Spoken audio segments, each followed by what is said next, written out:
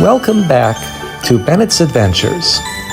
In today's video, we're sharing all the magical moments captured by the Disney photographers during our Disney cruise. We purchased the photo package for about $225, which gave us 125 digital photos from embarkation to meeting Disney characters. While we stood in long lines and followed set schedules for many of these pictures, dinner was different.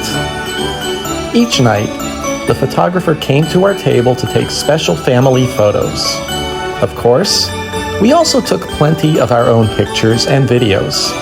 So, is the photo package worth it? Or can you save money by snapping your own shots? Let us know your thoughts in the comments below. Don't forget to like and subscribe for more Disney cruise memories and family adventures.